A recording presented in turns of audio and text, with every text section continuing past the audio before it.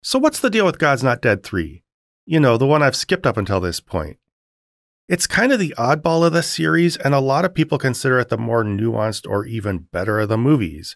You know, it kind of took a break from persecution hysteria and brazenly slanderous depictions of atheists to kind of, stop and actually think about how Christians interact with the rest of the world. But is this really the case? Did the God's Not Dead movies have a sudden and very temporary change of heart between God's Not Dead 1 and 2 and the even worse God's Not Dead 4? It seems like kind of a stretch, but let's take a look and see.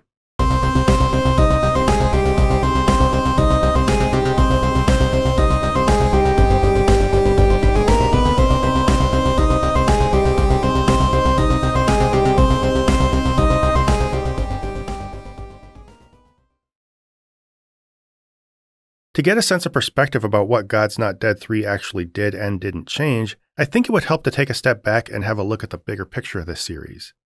In God's Not Dead 1, we have an evil atheist professor making his students write that God is dead and harassing the one Christian who won't. The student wins the debate and the atheist gets hit by a car and dies. In God's Not Dead 2, we have an evil atheist ACLU lawyer who takes a teacher to court because she said the word Jesus on school property. She wins her court case for reasons too stupid and convoluted to go into here. In God's Not Dead 4, we have an evil atheist social worker who tries to take kids away from their parents because they're doing Christian homeschool. They win their fight because Pastor Dave becomes disorderly during a Senate hearing, and for some reason everybody thought it was awesome. Also, the judge who found against them rips up her ruling after a debate with her daughter. Don't even ask. And I haven't seen 5 yet, it's still in theaters, but it looks like more or less the same except Dave's running for Congress or something. So stupid. But in general, the commonalities are pretty clear. Every single one of these movies has a really neat checklist of things, including an atheist who exists only to show malice toward Christians and give them a hard time. It has Christians being persecuted by these atheists and by a broader secular world. And basically every single one of these persecution stories is just a screen adaptation of run-of-the-mill rumors that are spread by Christians. Like seriously, if you grew up in evangelical culture, you are very familiar with everything that happens in these movies. Not because you've seen it happen, but because you're always hearing Christians talk about how it happens. The movie also paints a one-dimensional picture of Christians that's just about as simplified as its depictions of atheists. Basically, they are just loving, harmless people who have literally no political or social agenda and make no moral demands of others. This absolves them of any blame for conflicts they run into and just paints them as persecuted just because they're persecuted. I talk about this a lot in my review of the first movie, How God's Not Dead Sanitizes Christianity. And finally, of course, the movies depict Christians quickly and easily winning debates using arguments that, again, if you're a Christian, you've heard at church 1,000 times. This works because the whole movie was written by Christians, so they can write what the Christians say, and then they can just write the atheist being baffled every time a Christian says that, Paul writes that somebody saw 500 witnesses, or somebody says they used to be an atheist. Pretty dumb, puerile stuff, but you see it across these movies, of course. Now, you can argue that there are some minor exceptions to this, but for the most part, God's Not Dead 1, 2, and 4 pretty much follow these formulas to the letter. It's all familiar tropes from within Christianity that these movies regurgitate to its audience just to pander to them. It's done very rigidly in an insular, self-gratifying way that doesn't really accomplish anything except to appeal to its audience's worst instincts. But is God's Not Dead 3 different? That's kind of our core question, right? And if it's different, how different is it, and what does it tell us about this movie?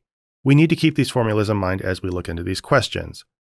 But first, let's review what this movie is actually about. So the movie opens by replaying the scene from the end of God's Not Dead 2, where Pastor Dave is arrested for not turning in his sermon notes. His arrest gets him all over the news, and the stories are about him personally, which seems to indicate he was the only pastor who didn't surrender his notes to the government. Like seriously, it took me a couple viewings to notice this, but this seems to imply that all the other pastors did turn theirs in. That's weird, right? I mean, in real life, pastors make a big deal of not turning in their notes even though nobody ever told them to. But anyway, he's released within the cold opening, so I guess so much for this cliffhanger everybody waited 2 years to see resolved. But of course they let him go because the whole thing was stupid and based on a rumor that fear-mongering Christians like to spread. But all this silliness does serve a dramatic purpose, as it leads to a lot of protest by students for some reason demanding that the church be removed. Or it seems like the protest is in some way connected to this. See, this is a tricky thing with interpreting this movie's plot. It's honestly hard to tell whether they're protesting because of his arrest, because the church is on university property, Or because while he was being released, a reporter for some reason asked him to define truth and he said Jesus. Fucking hell, Christian movies are weird. Anyway, Jude picks Dave up from jail, and as they're leaving, Jude can't quit talking about how much he wants waffles. Make of that what you will. And soon after, there are back-to-back scenes where Dave both announces to his church that Jude is going to be a permanent pastor and then calls Jude the brother he's been missing. Both, just surefire signs that Jude is going to survive the rest of the movie. And sure enough, the movie doesn't waste any time paying off this foreshadowing with what I can only describe as a convoluted Final Destination death trap. Allow me to try to describe it for you. A window at the church breaks and an alarm goes off, and like all smart horror movie characters, Dave and Jude immediately split up. Dave calls the police because the alarm didn't automatically alert them, and Jude goes inside to shut off the alarm. Run inside a building while for all you know a crime is still in progress.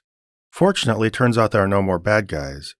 Unfortunately, what is inside is a series of convoluted mechanisms that would embarrass Wile E. Coyote. The brick that had been thrown through the window knocked the top off a gas tank. Do buildings have holding tanks full of explosive gas? Whatever. And this fills the room with gas. Jude apparently didn't smell the gas, and he turned on a light that was so poorly wired that it sparked an explosion and threw him back against the wall. And I know what they're trying to go for, but whether you're an atheist or a Christian, this scene is just way too hilarious to be sad. Jude ends up dying, which brings up an interesting legal conundrum. Was he killed by that kid? Or by whoever was supposed to be maintaining the church, Dave?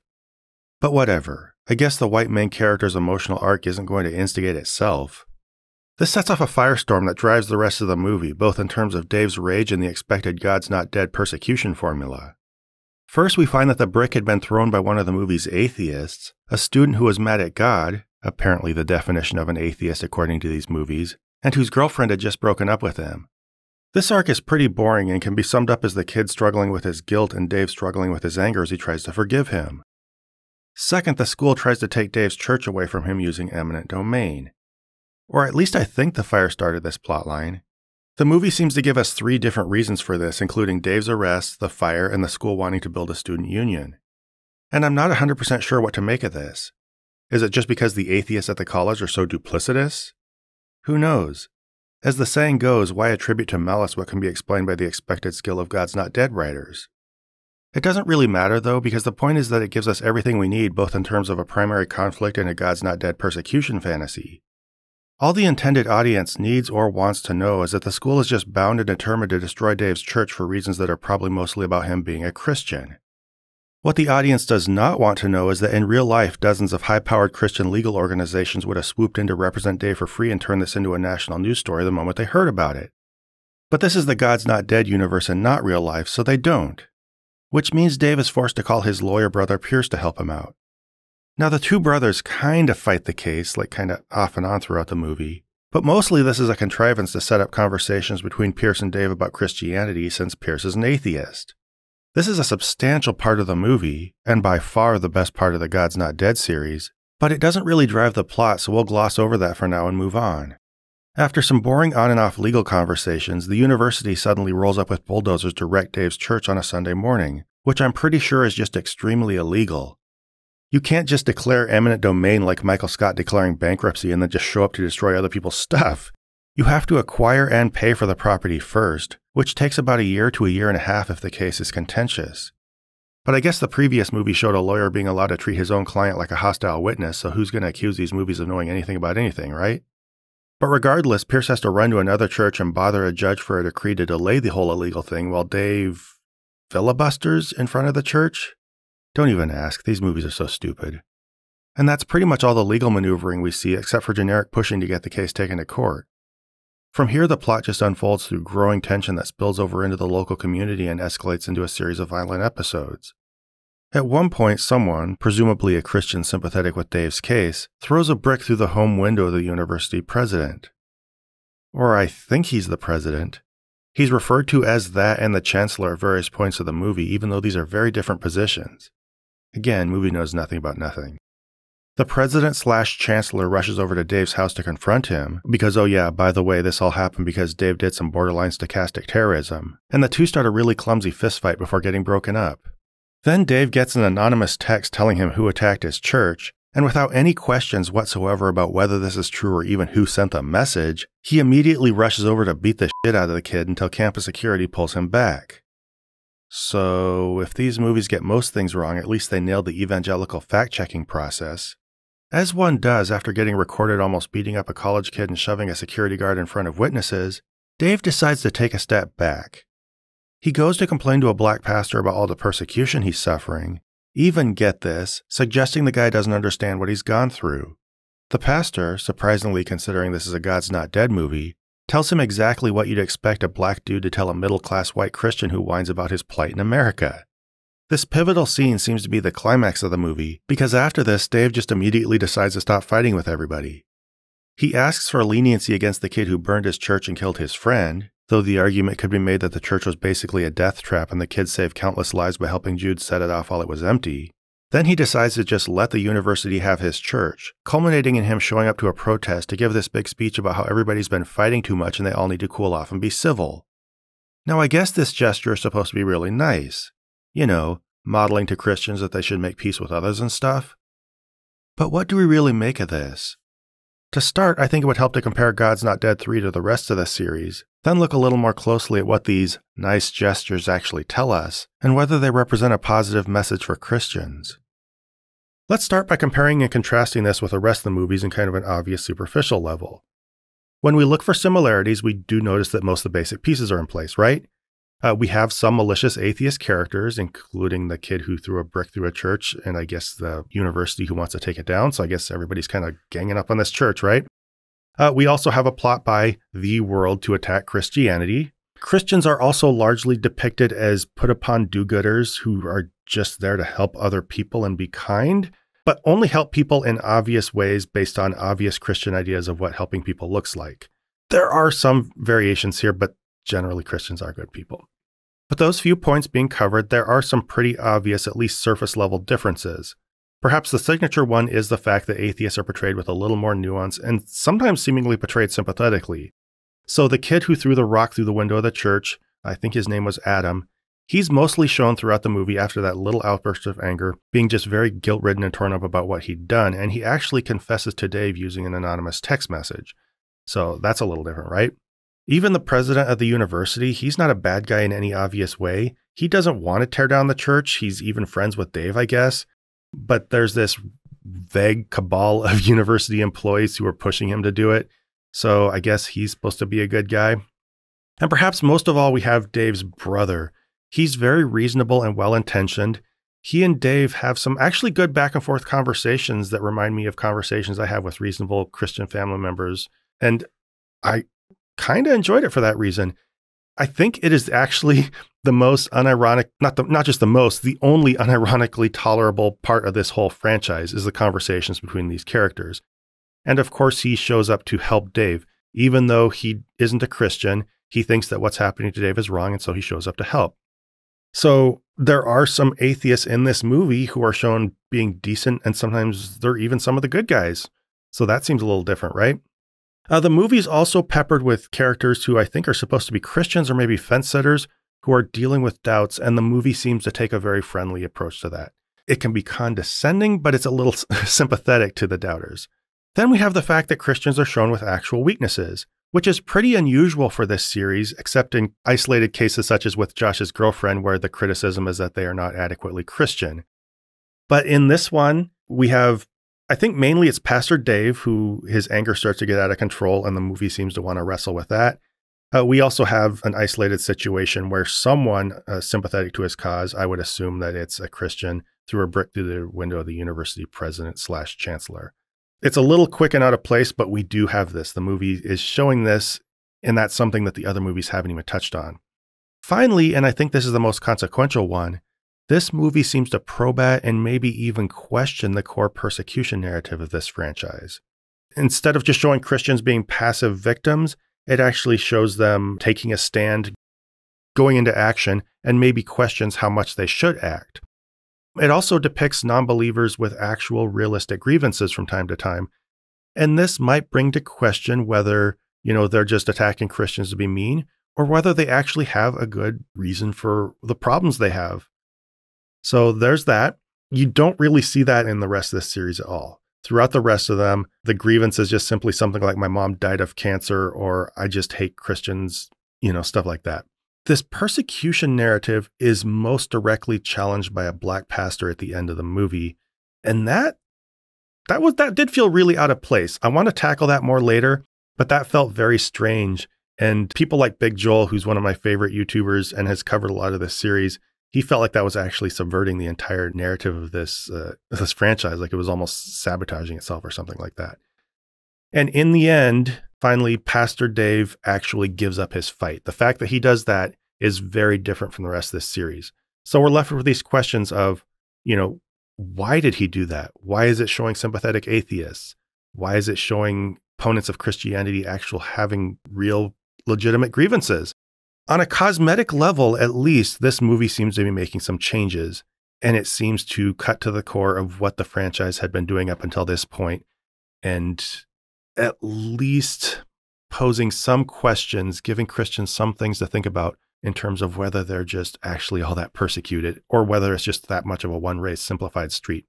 But after a few careful viewings, I notice it's not really that simple, and that this movie might just have more or less the same goal as the other movies, just with like a, careful little veneer painted over it. Now, the first thing we simply can't ignore is that at its core, this movie, just like the rest of them, is still based on an absurd exaggeration of existing Christian persecution tropes. In this case, it's a story of the university trying to bulldoze Dave's church, right? Now, it might be a little hard to know what to make of this or to see which trope it's referring back to, at least for some people.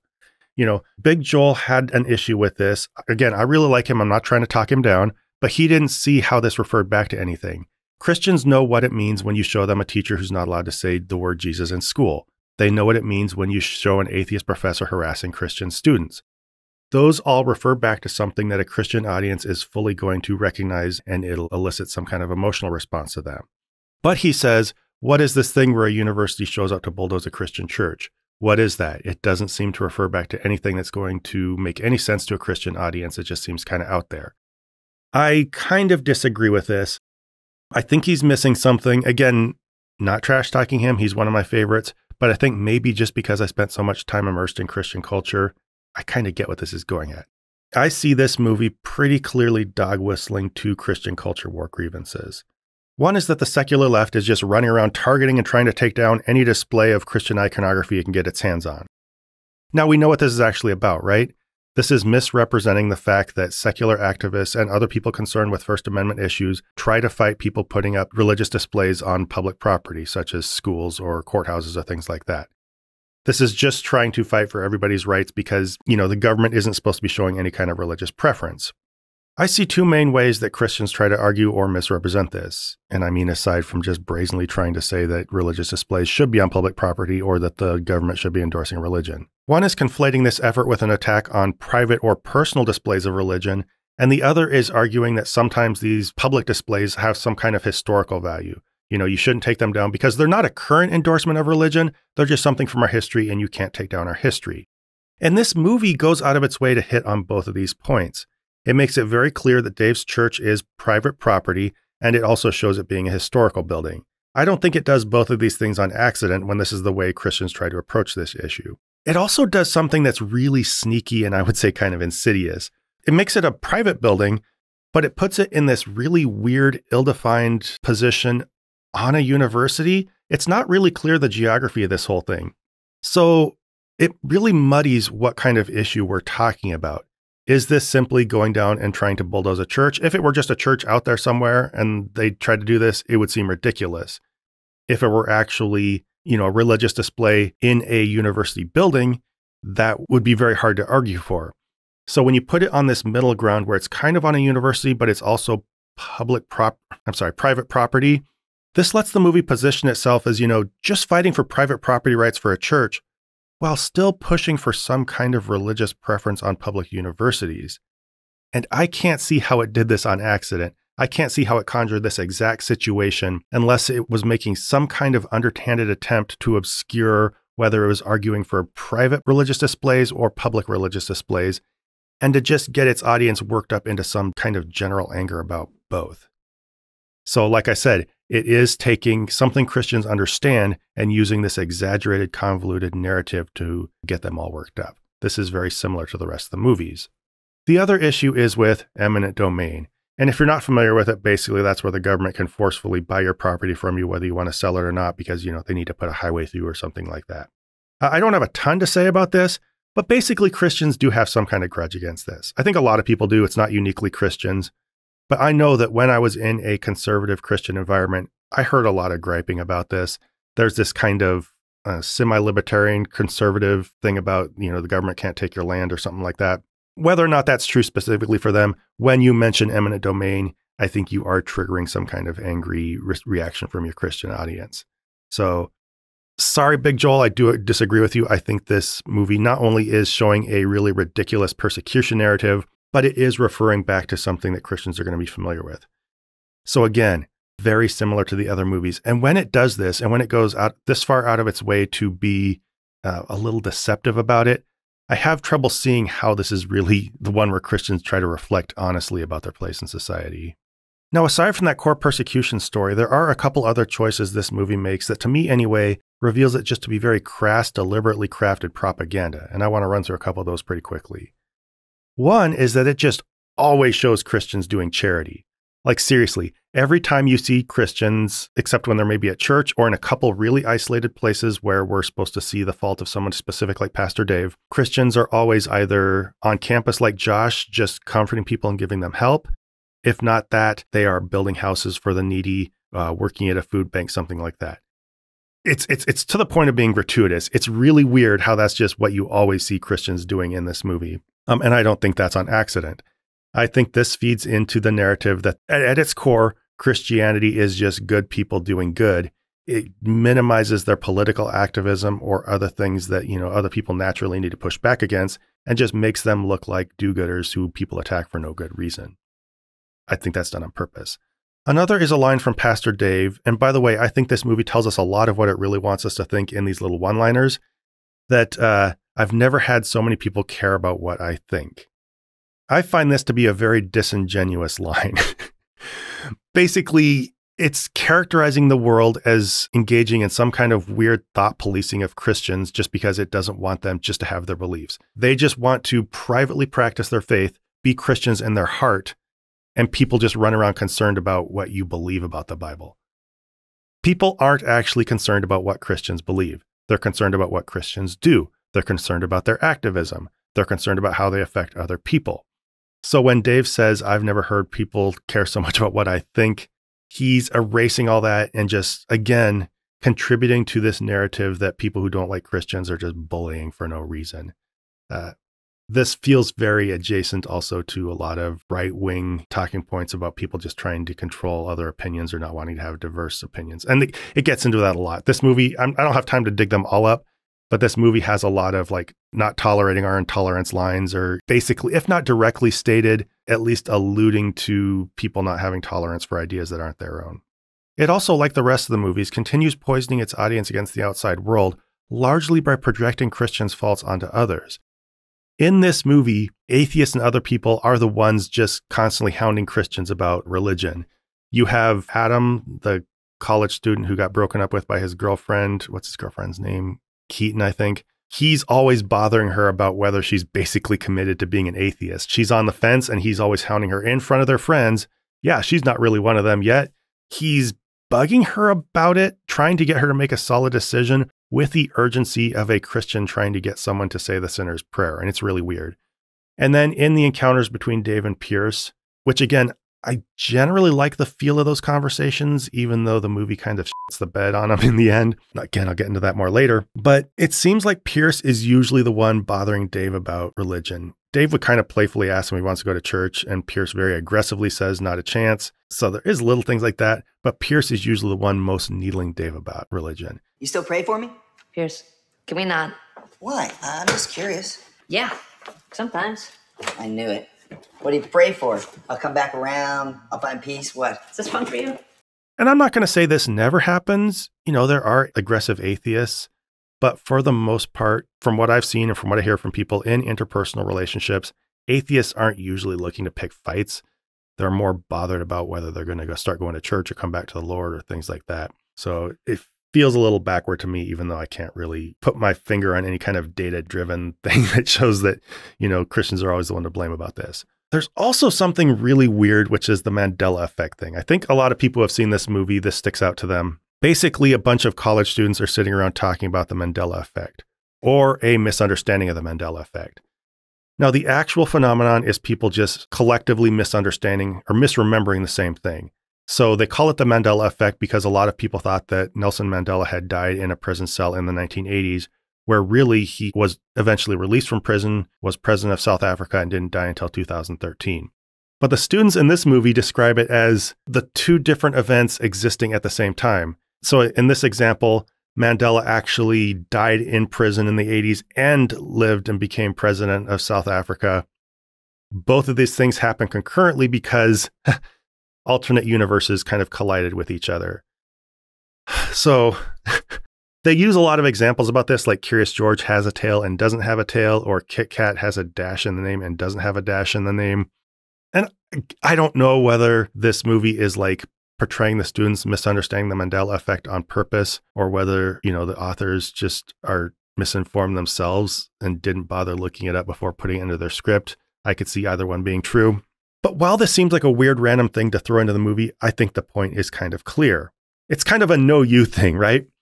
They know that Christianity has this well-deserved reputation for being based on what a lot of people might consider superstition, belief in the supernatural, faith and claims from a religious book, and that doesn't stand up well next to actual well-evidenced academic information. And so what this does is it makes the university culture, or what these students are learning, as silly as, I don't know, it sounds mean to say as silly as Christianity, but basically it has them all believing in some silly paranormal claim of their own. So just like, we have our God speaking the universe into existence and Jesus raising from the dead and virgin birth and all that stuff, they just have their Mandela effect. So it's all the same thing. And so it feels like it's implicitly trying to make an argument that Christianity should have some kind of position or status on a public university. If you're going to go around teaching kids about the Mandela effect and alternative universes, why can't we also teach about the Bible? I don't know. That's speculative on my part, but you know very well that Christians watching this are going to be like, oh, that's what they're teaching kids on public universities, and feel a little more justified in their faith and in it having a position in the public sphere. I don't think this is on accident.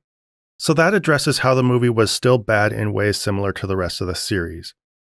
But what about ways that it was different? Doesn't that represent an improvement over the rest? Maybe. And I mean, legitimately, maybe it does some. But if it does, I would say it's a limited improvement. Because for the most part, most of the differences you'll find are superficial or meant to minimize or actually rebut criticisms of the series or of the entire persecution narrative. Let's start with the obvious one, which is that the atheists in this movie were nicer or at least more nuanced than in the previous movies. Fine. I think that's pretty obviously true, at least to the extent that they aren't one-note supervillains like Professor Radisson or Pete Kane or Congressman Benson. So congratulations on clearing that extremely low bar. But does this really improve the movies or their portrayals of atheism? Maybe, but to understand this question and what's happening in this movie, we need to understand something, which is that the malicious fundamentalism behind this movie doesn't necessarily need atheists just to be absolute monsters. It just needs to put them in some kind of box.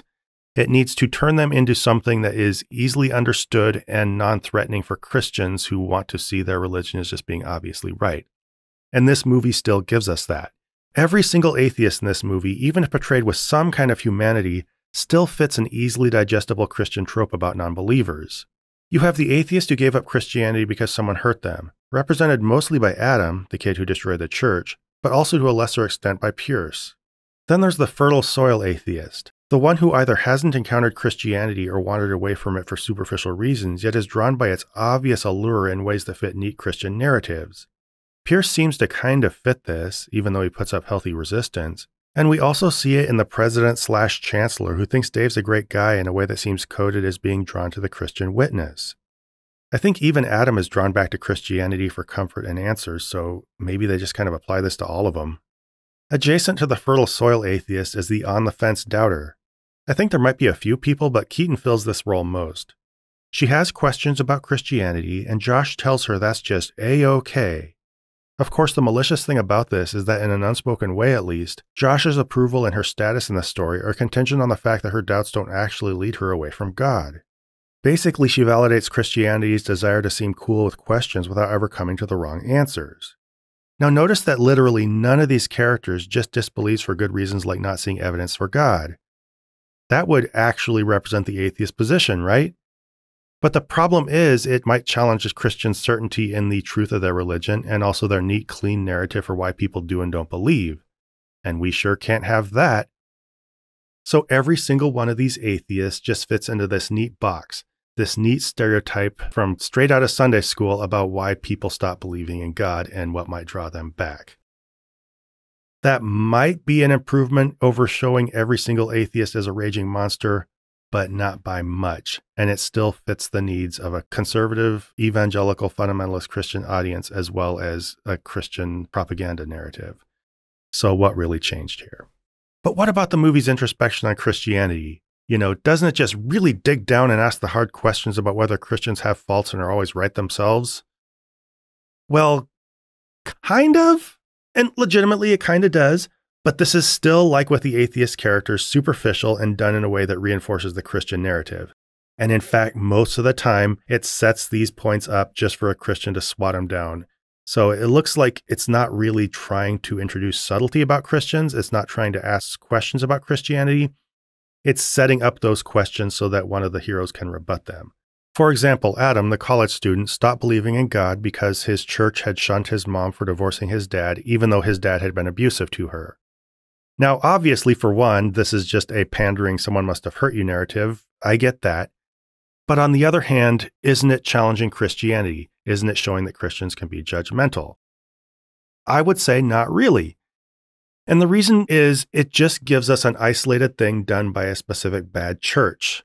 It's not really challenging Christians themselves to think about how judgmental they are and to consider anything about their faith. Most Christians would not demand that a woman stay in an abusive marriage, at least the ones I've encountered. In fact, abuse and infidelity are usually given by Christians as the two things that justify divorce. So when this movie shows us that this is Adam's problem with the church, most Christians will feel absolved of the problem because that's not what they would have done. That's not what true Christians would have done. It just kind of kicks the can off somewhere where they don't have to think about it. It also turns Adam into a misguided character who generalized his problems with this one church into anger against Christianity in general and toward God. In short, it wraps everything up in a very neat, tidy Christian narrative. Now, if you think this is nitpicking, I want you to consider a couple things. First, almost every single Christian we see on camera is shown conspicuously being kind to others and doing charity. That seems to tell us where our actual sympathies should lie and kind of dismisses this church as an off-screen outlier. Second, this movie actually gets very explicit about distinguishing between true Christians who are basically just being kind and good all the time and false or misguided Christians who do bad things in the name of Christianity. For example, the movie shows Pierce challenging Dave with examples of things Christianity's done wrong, and Dave just snaps back with, "For every example of someone who's misrepresented Jesus for some twisted reason, there are 100 others who have done good." Now, of course, this is a total non-answer that does nothing to interrogate the actual history of Christianity. I guarantee there's literally no data between this 100 good Christians to 1 bad Christian ratio. Or of, what actually misrepresents Christianity versus being the true nature of Christianity. This is just a comforting nothing that Dave whipped off the top of his head, knowing his audience would happily accept it just because it closes the book on a reason to doubt their faith or on uncomfortable questions about how Christians act. This is basically this movie's examination of Christianity in a nutshell. It has a formulaic way of having an atheist offer some kind of objection only to have a Christian show up and just totally debunk it with a one-liner. Now, the atheist might be more reasonable than, say, Professor Radisson. They might be nicer. They might say things that are, sound a little more right. But if every conversation gets stopped cold by a Christian just giving a pat answer that closes the door on the conversation, then it's all as meaningless as the debates between Josh and Professor Radisson. And this is a shame because I On a level, I liked the conversations, at least between Dave and his brother. This was the only time where characters felt like real people in this entire series, where dialogue felt real, where there was something heartfelt there. And again, because I've had a lot of these conversations where I'd sit up late at night talking with one of my family members, and we would just share our hearts about why we did or didn't believe, and not to debate, not to convince each other, but to just open ourselves up to each other and understand each other. Those are great conversations. And so when it's all in service to just dismissing the atheist, showing the Christians right, and giving us the right answers, I just feel cheated. It's just the same thing as the rest of the series with just a little bit of pretense of being more reasonable. And I'm kind of bummed by that. I had no expectations of God's Not Dead 1 and 2 or 4 since I watched these out of order. But I hoped for not a ton more for 3, but for a little bit more. And when you're not getting that and they're actually trying to undermine it, it's just really disheartening. This tactic ends up being used in just an incredibly brazen way to defend the premise of this franchise. You know, its whole persecution narrative and everything. I've always said that the core problem with this franchise is that along with showing atheists being pure evil, it shows Christians as not having any kind of social agenda, right? No political agenda, nothing is trying to push on others. When you take that away, any pushback against Christianity just looks like you're picking on them. And so when they have Pierce, at some point he says that the problem is Christianity gets in the way of social change, that's why people actually fight it. I'm like, yes, thank you very much. I was happy to hear that said. That is the core problem. And so to have this movie put that into the mouth of one of its characters shows that it is aware of this. But then what does it do with it? Does the movie park on this at all? Does it challenge its audience to sit there and think about this? Does it consider that maybe, them going after the LGBTQ community or women's reproductive rights, or this isn't a core Christian value, but it's something the church usually aligns with, policies about immigration? Now, I'm not saying that they have to agree with anybody else on this, on any of these issues, but you should at least consider that you are taking an aggressive stand and that this stand affects other people, and maybe that's why they push back against you. That's what Pierce was bringing up. And so I would have loved if this movie actually interrogated that, spent some time thinking about it, challenged its audience. But instead, what does it do? None of that, obviously. True to the formula, Josh just immediately shoots this down by saying that Christianity doesn't get in the way of social change. It is this source of social change. He also says that Jesus is the ultimate SJW. Cool. And he cites as this the fact that Jesus was accepting of children, offered some status to women, stuff like that. Which is obviously a laughable simplification at best. But to this movie's intended audience, it closes the door on yet another issue, and they don't have to think about it. The fact that that's how they handle these issues, number one, I think shows that the movie is calculating and maybe a little disingenuous, and it just shows it's not really being thoughtful.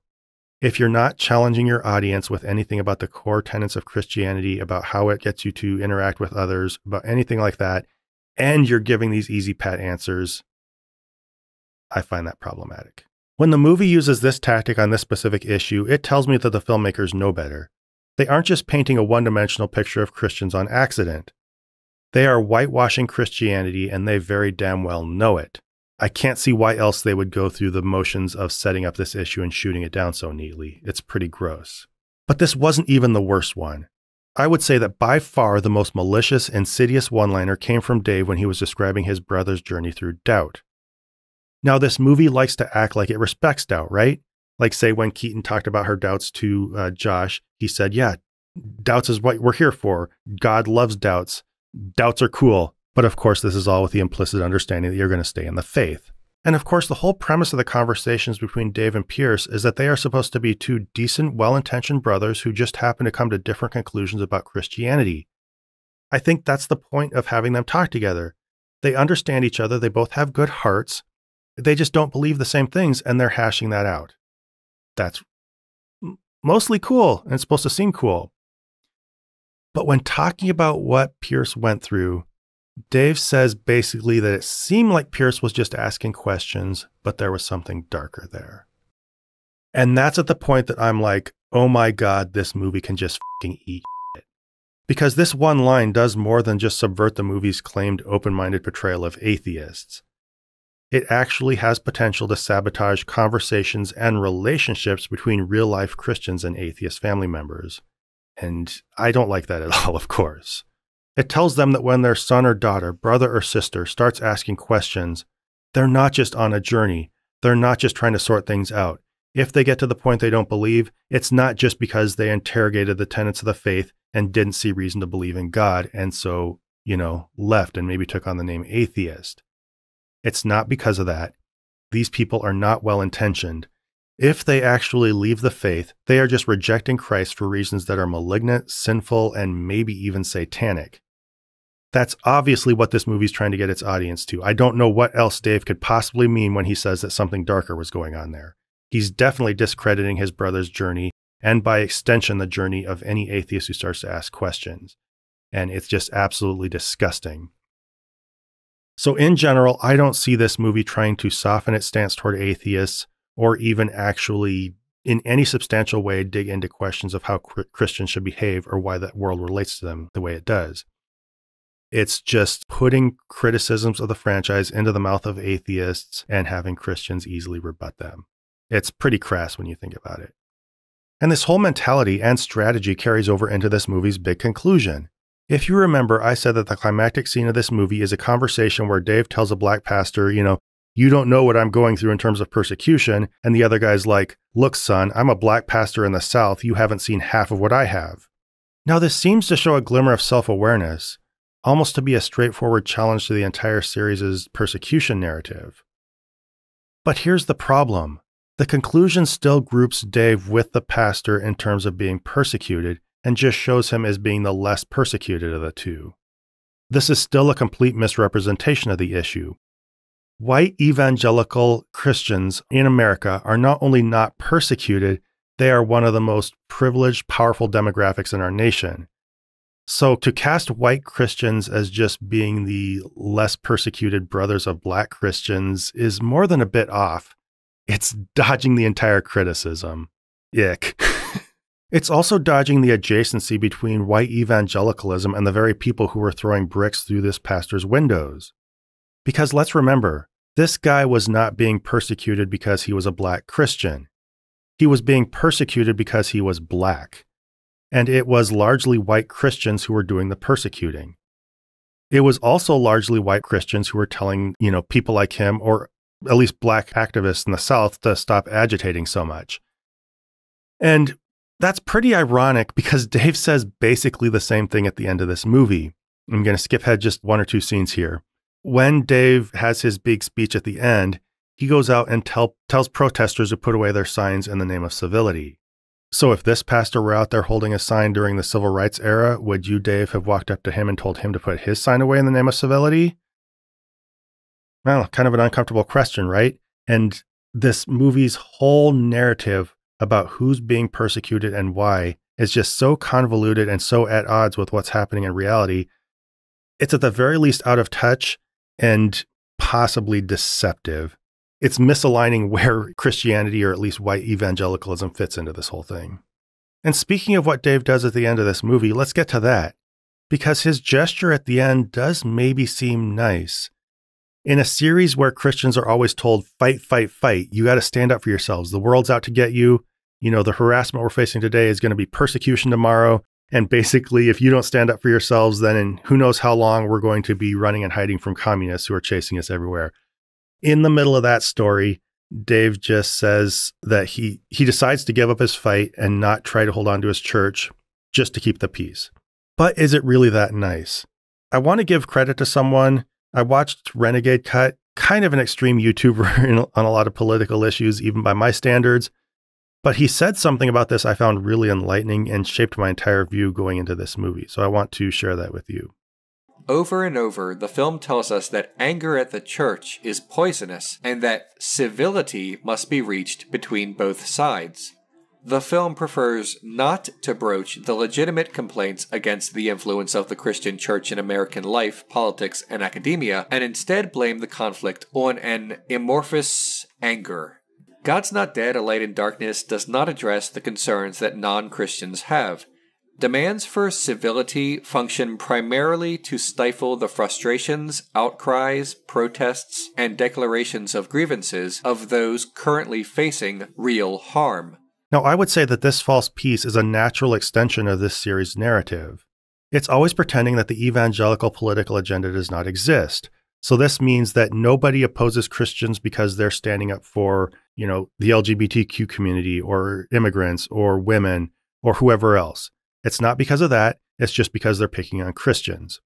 It's this misrepresentation that makes Dave's move look like a sacrifice. He's not saying put away your signs and live under a status quo where we use the legal system to chip away your rights. In this movie's fictional narrative, he's saying put away your signs and I'll live with my church getting destroyed. This message resides in a fictional world where Dave has to live under a difficult status quo if everybody gives up the fighting, but it's being spoken to a real world where the people he's opposed to have to live under a difficult status quo if everybody quits fighting.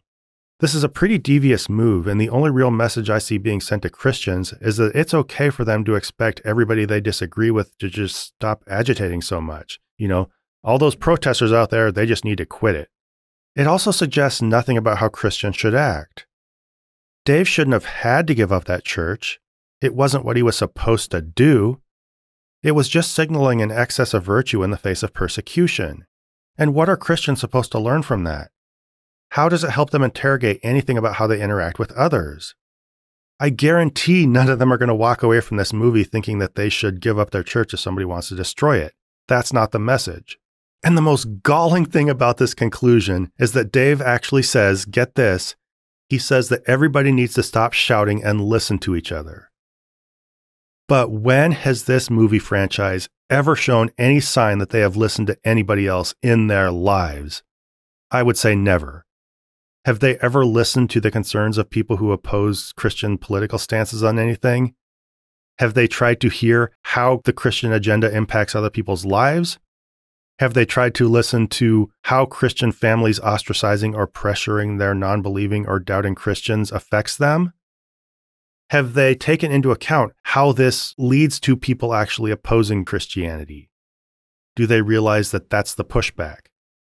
Do they ever think about the fact that at its core, the main criticism of Christianity is and should be that they expect things from other people just because of supernatural claims, because they say God wants certain things? Unless you start to drill down into that, you're not really seeing the problem and you're not trying to see the problem. But getting back to the point, you haven't listened to anybody. Nothing in this movie or in any of the other God's Not Dead movies was the product of listening to the concerns or arguments of others. It came from evangelical authors who had already decided for themselves what the world wants and why, and just plugged their ears and shouted those misrepresentations at their own audience just to reinforce what they already believed. That's the problem with this series. From the start, it's perpetuated this idea that every form of pushback against Christianity is persecution or is going to be persecution. And you're not going to listen to other people if that's your point of view. Why do you want to absorb what somebody else thinks? Why do you want to try to understand their point of view if all they're doing is attacking you?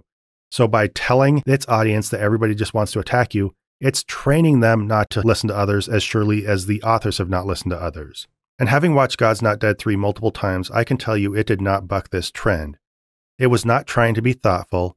It just used the veneer of thoughtfulness and subtlety to insulate its viewers from criticisms of the franchise.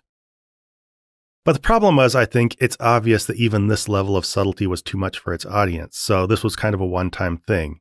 After this movie, it went straight into God's Not Dead 4, which was every bit as one-note, mischaracterizing atheists as being purely malicious, showing Christians being just hounded and persecuted, telling them to rise up and fight against it, but in a more militant way. And is this something this franchise would have done if it had gone through any actual glimpse of self-awareness?